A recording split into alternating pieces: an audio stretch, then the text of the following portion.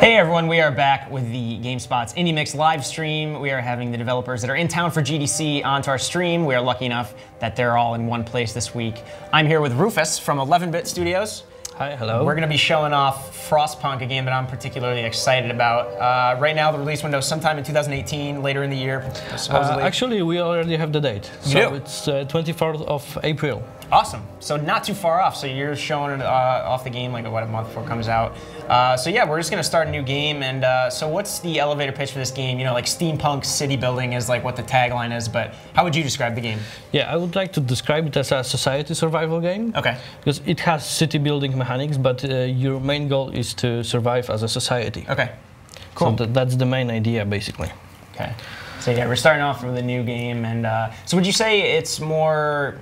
like, is it even a post-apocalypse, or is it is it just like an alternate reality, I guess? Yeah, it's like an alternative history set in 19th century. Gotcha. That's why we have the steampunk setting. Right. But the steampunk setting also made sense for us because how do you fight with cold, right? You are fighting with something hot, something that can generate heat. So you are fighting with steam, basically. Okay. It looks really good. Like, how many people are working on the game? Our studio is up to 100 people right now, from which like 80, I would say, is working on FrostPunk. Yeah. Gotcha.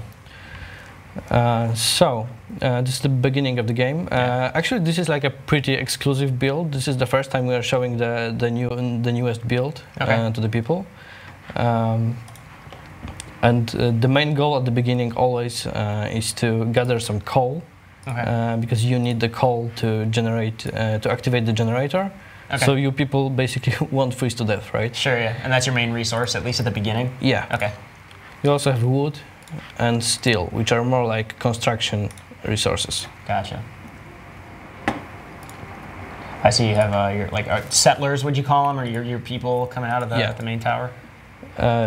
You have three types of people. So you have normal workers, which can do almost everything. Okay. You have engineers, which are fit for more, I would say, professional works, like in the workshop, more scientific stuff. Okay. And then you have children, which can be used as workers, but you may also choose to protect them and not use them to do any job. There's some like morality choices to it. Oh, yeah, there's a lot of morality choices. Gotcha. We will get into that right away. Cool. Oh, I see. That's cool the way they're moving through the snow. They actually have to clear the snow out. Yeah. I like that. What I'm doing here is I'm building a road so they can make it faster. Okay. Because the snow path will get covered in snow when it's snowing, right? Sure. Makes sense. I see like a time of day changing with the shadow. Yeah. We have full day and night circle. Okay. At night it's getting colder. Sure. You have the heat map here, which I will show in a second when we activate the generator. And you can see the difference then.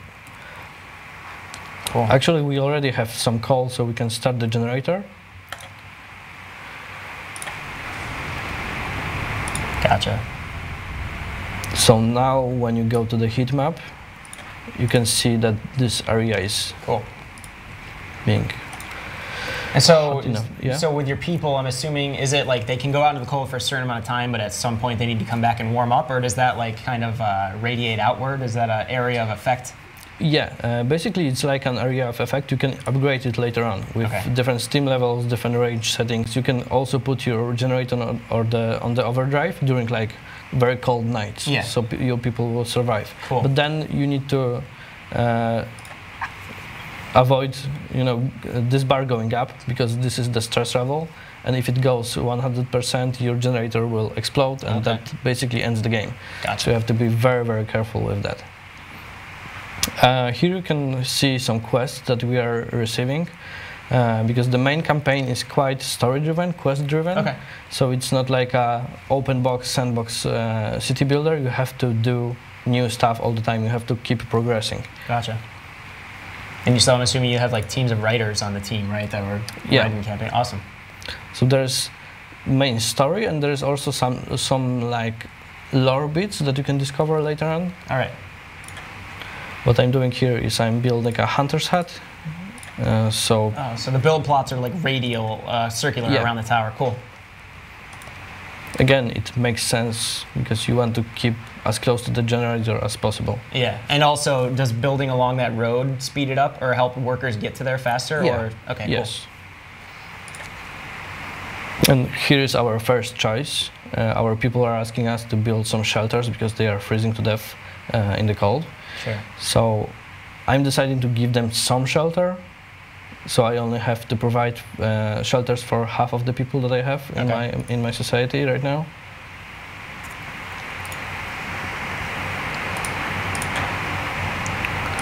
Would have used up more coal if you got shelter for everybody or a certain resource? I would have to provide shelters for all the people, which is kind of difficult at the beginning. Mm-hmm. You don't have enough resources to put, I don't know, 10 tents at the beginning. Okay, gotcha. Even now I only have resources for 3, so it still won't be enough. Okay.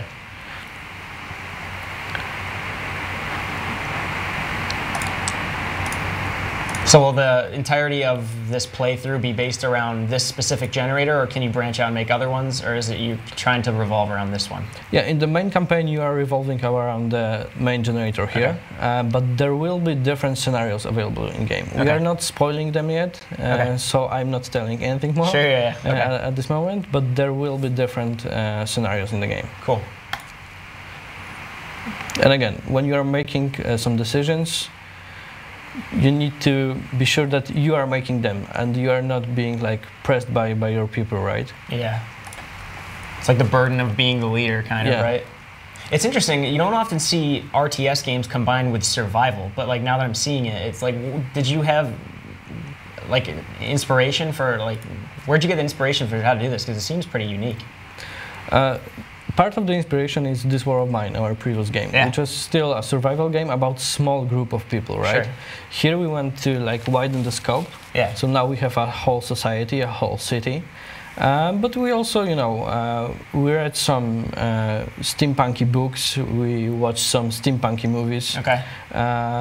We also read some like logs from people going to the mountains and trying to survive in the high mountains. So it's partly inspired by that as well. Gotcha. And I see so you're managing the morale down here, discontent and hope? Yeah. Okay. So you can also see the reasons why they are discontent and why they are hopeful, basically. So yeah, I'm assuming maybe the reasons for discontent will potentially grow later on in the playthrough. That's one of your main obstacles later on. Okay. And that's why we also have the Book of Laws. To set up new rules in the city. Okay. So a lot of people, when I watch like streamers playing FrostPunk, they usually send children to work. Yeah. So I will show you the different option here to build and provide child shelters. And again, this is something that will give hope to your people. Okay. Whereas if you put them to work, you would get more resources, but maybe discontent would grow. Okay, that's really cool. You will have like a more human resource, but still, it's not safe for them to work, right? Yeah, and what you are doing here is usually there's in games like that you have a lot of micromanagement, like in Warcraft or Starcraft. Here you are rather managing groups of people. So I'm asking people to work in a hunter's hut or gather the coal, but I'm not selecting each unit and putting them to work. I'm just selecting groups of people, so it's still more like a city builder management game and not like an RTS. Sure. In a classic sense, I would say. Yeah. So when you mentioned a campaign, will there be specific characters, or is it kind of when you said is there like a story revolving around groups like you just mentioned, or like will there be specific characters we might get to know? The main story revolves around why the Earth is frozen. Gotcha, okay. You try to discover why it's frozen, but your main goal in general is to survive. Okay. So you are doing everything to survive. Right. And by everything, I really mean everything, because there are some laws regarding cannibalism, for example. Oh, okay, gotcha. Or later on you can choose a path of order which can lead to like a totalitarian state, basically, which is not nice to your people, but. It's interesting to see like what kind of choices, what kind of like leader people will become, right? Like, and then if you're just trying to be completely good all the time, that might not be best for survival. That's basically the main question that we are asking. What kind of leader will you become when you are pushed to the limit? It's really cool. I love the tracks in the snow, as opposed to the snow just being an aesthetic. It's actually like slowing them down. And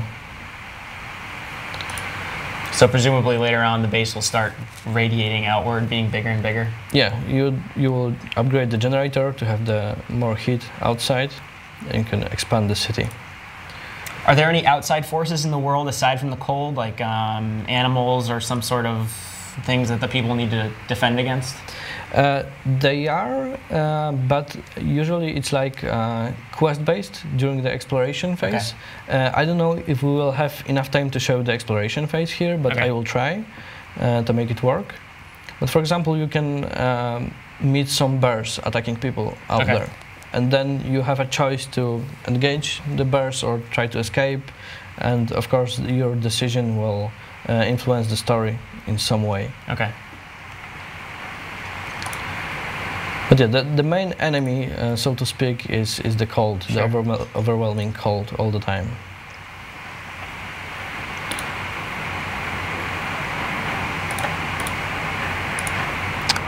So here I'm building the workshop, which is like your main science area.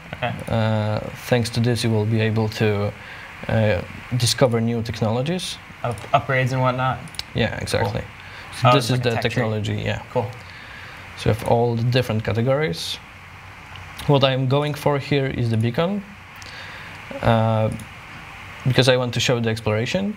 I may be rushing some things here, so we may die eventually or lose. That's understandable. But I just want to show different mechanics during this playthrough. So it is like a common thread, right? In this war of mine, it was often asking you to make difficult choices, right? As survivors during the war, until until the ceasefire was called in that game, which you don't know when it's going to come. You're just trying to make the best choices you can. It's interesting to see you, rather than managing a smaller group of survivors, now you're doing similar things, but with a massive, settlement in a city that you're trying to build up. Yeah. So another decision that I'm going to make, because it's really needed. Let's try to activate the emergency shift, which will make people work during whole day and whole night. Just the whole 24 hours? Yeah. So they won't be happy about that. My discontent will rise. Gotcha. But we really need the resources to, survive. So let's push some limits here. So the discontent said lack of shelter and the emergency shift. Yeah. 2 emergency shift. So you have to balance that all the time.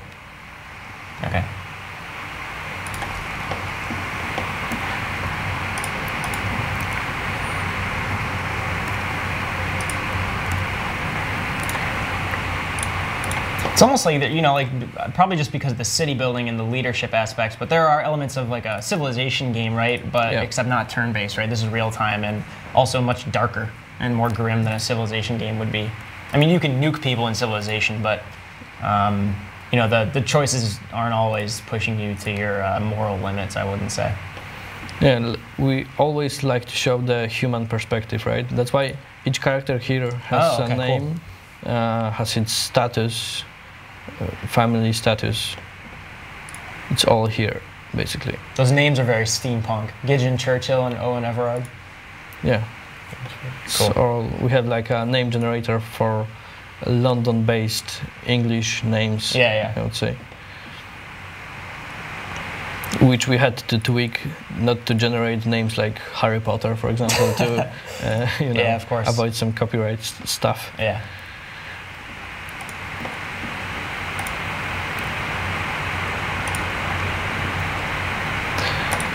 So let's speed things up. Emergency shift again. It's gonna make people unhappy, right?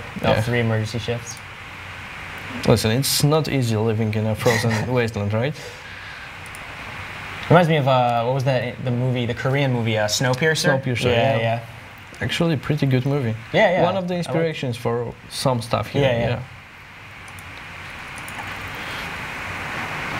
Finally, we have the beacon, and soon we will be able to build it. I will not activate another emergency shift. So what happens if their discontent reaches the full bar? Basically, it's like a fail state. Okay. The same as the hope drops to 0. You need to avoid the stuff. So, your choices are leading to some not so cool results. Oh, yeah, like a heart attack, or what was likely a heart attack? Yeah. Okay. So, let's go with the more good option here. Okay. Not to generate more discontent. Okay. But again, then you can decide what to do with the corpses, right? Okay. Should we build a cemetery, or should we have like a massive corpse disposal? Oh. And again, this will influence the ending of the game.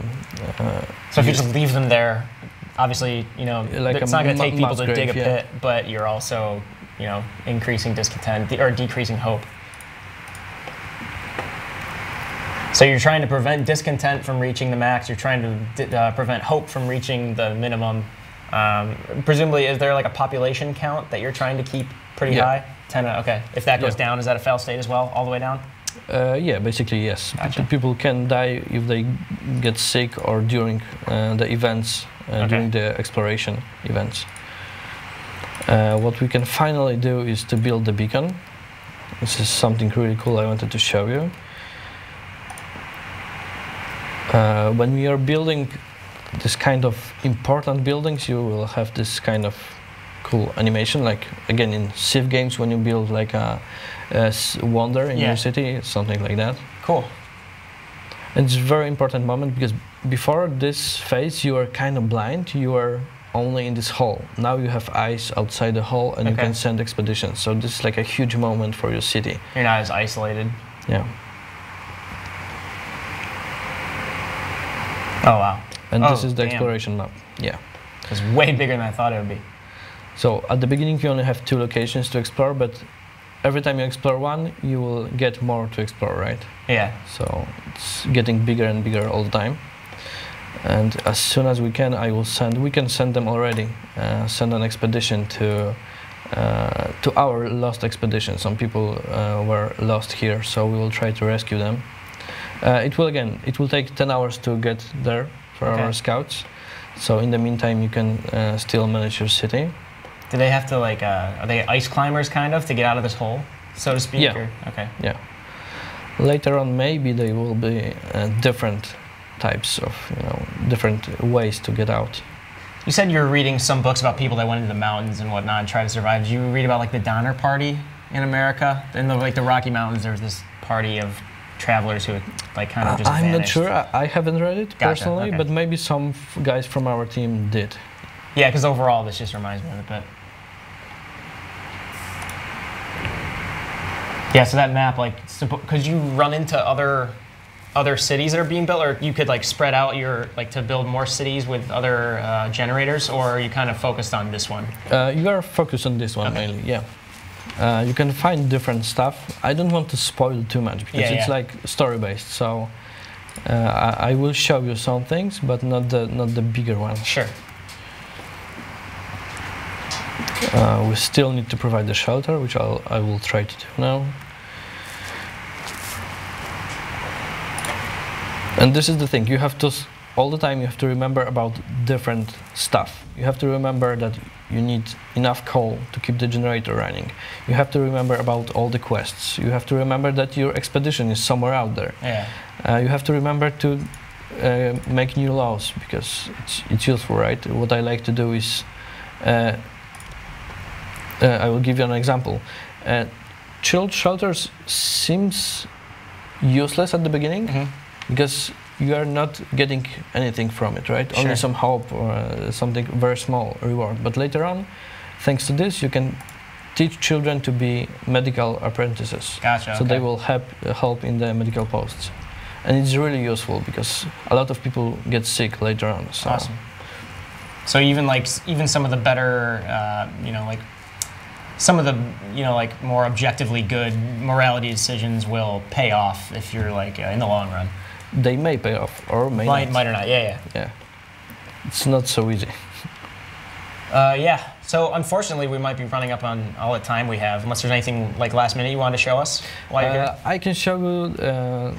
I will speed up the time, and I will show you the exploration event very quickly. Cool. So we get the idea how it looks. Sure. I love the changing weather too between like the. Yeah, it's getting even worse later on. Like all there's like a full year cycle supposedly. Yeah, I mean the game will last set amount of days, so it's not like months or years. Yeah, here's the exploration event, and basically you get like a small bits of lore each time you explore new site, and then you can decide what to do. Should you explore further on, or maybe you want to escort the survivors to the city? Okay. I'm a good guy. I will escort them. It will shorten the trip for them, so I can get new survivors. That means new workers for me, new engineers, new resources, potentially. What would have happened if you just sent them without escort? They could die on the way, gotcha. And it will take them longer to get back home, basically. Okay. But you would have been able to keep your explorers out or something? Yeah, or they could go further on different different sites. Cool. So those will happen periodically, stuff like that, like exploration events when you send out expeditions? Yeah. Cool. Awesome. Well, that's them coming back right now? Yeah. Sweet. I really love the artwork that comes up here on the and we have really a lot of illustrations like that, like hundreds of them. So awesome. Well, Rufus, thank you so much for showing us FrostPunk. Like you said, a lot of people have been streaming it already. You've been able to watch it. But it's from 11-Bit Studios, who made This War of Mine, as well as the expansion that came out for it. And it was really great to have you on, and I hope you have a good GEC week. And thanks so much. And remind me one more time, April 24th? Yes, you exactly. Play FrostPunk on PC? On PC, yeah. Awesome. Thanks so much, Rufus. And if you're watching right now, stick around. We have one more game to show you. Mille Noir. We'll be right back after the break, so don't go anywhere.